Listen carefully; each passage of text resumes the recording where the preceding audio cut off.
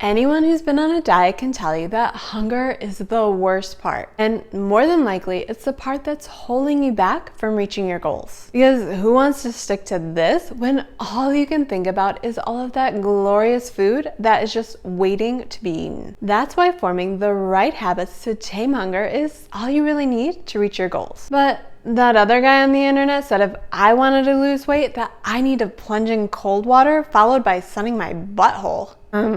What? You need to get off the internet, lady. But make sure you watch this video first. Well, I hate to break it to any Instagram influencers who somehow think their latest fad diet is magic. That loss really does come down to burning more calories than you eat. Not keto, because I don't count calories. True, but you do eliminate an entire food group, which means you're eating less. Okay, but what about fasting? Because I am losing weight like crazy and never counted a calorie. Yeah, so bad news. Losing weight like crazy mostly means that you're losing lean body mass, which can be disastrous for long-term results. Plus, you're skipping meals, which means you're eating less. Well, I'm carnivore, and there's no way I'm eating less with all of this fatty meat. So you're not eating less when you take away all of the highly processed foods on the side that drive hunger? Okay.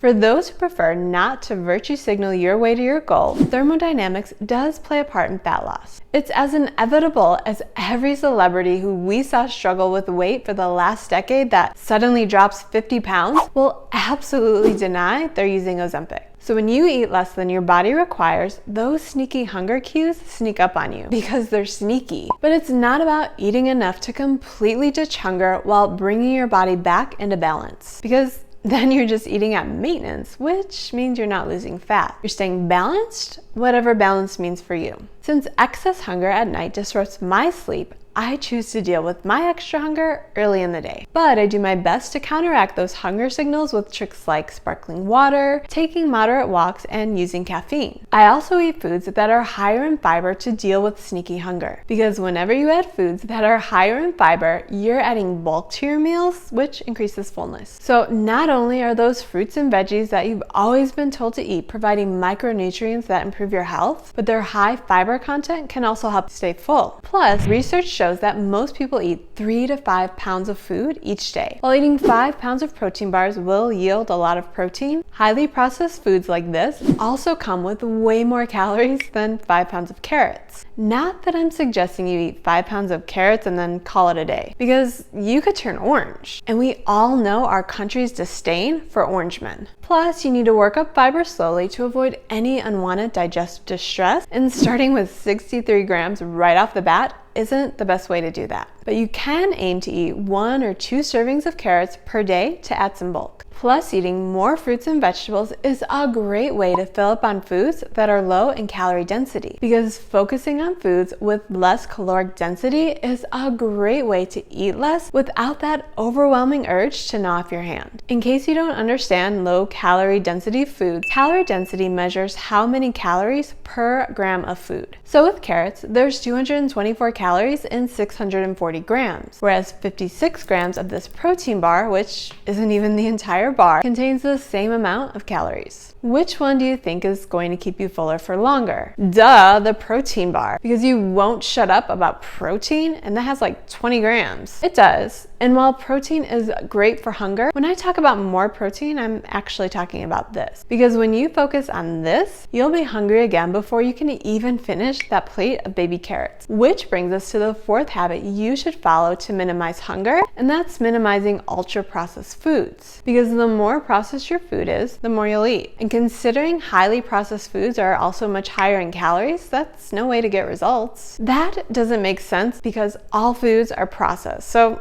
what, should I just deny to eat? We already covered that. Remember, over fasting leads to muscle loss. Pay attention, please. While it's true that most foods go through processing of some sort, and sticking to an ultra clean diet won't work for most people past a few days, you can still find balance by focusing most of your efforts on whole natural foods. Because these are the foods that help you feel fuller on less calories. So when you build your plate with meat and veggies first, and maybe even consider fruit as dessert instead of reaching reaching for chocolate, then you can still get away with some processed foods as long as they fit into your calorie budget. But if you insist on still basing your diet on microwave processed junk just because it worked for Oprah, I mean, does it though? You really think Oprah's eating this crap? Ozempic.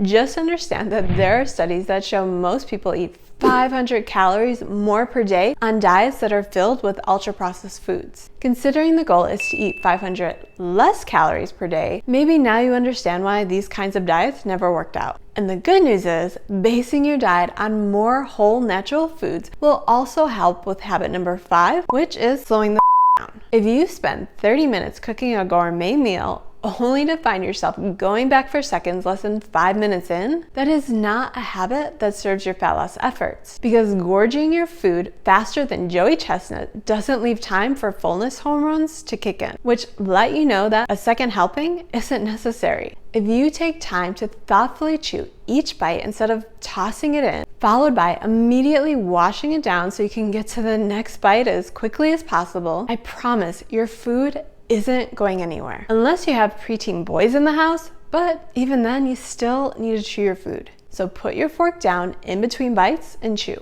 And if there are preteen boys randomly grabbing food off your plate, then maybe use your fork for defense instead of resting in between bites. Either way, less fork action and more chewing needs to happen at meals. The last habit that will help you deal with hunger on a fat loss diet is to stop eating out of boredom. Because when I say it's important to move more during the day, I am not talking about walking into the kitchen every 30 minutes for another snack. If you find yourself eating out of boredom, then it's time to find a new hobby, like adding more walks, which doubles as a great way to work on the other side of the fat loss equation. You could do some stretching, which makes strength training more effective. Maybe throw away that leftover Easter candy that's just sitting on your counter, tempting you to eat it. Because it's almost July, so why is Easter candy still out anyway? I'm sure there's plenty of stuff you can do that doesn't involve eating crunchy snacks in front of the TV. And if all else fails, just do what I do and fold laundry while watching TV. Because it's gotta get done anyway, and there's no room left in my hands for food, so it's a win-win task. And while forming these 6 habits will go a long way with helping you reach your fat loss goals, sometimes you need even more of a boost to combat hunger on your diet. This is exactly why I made this video. Watch to learn my 3-step system that gets rid of hunger naturally. I followed this system to lose those last 10 pounds, which we all know sucks the most. And it worked.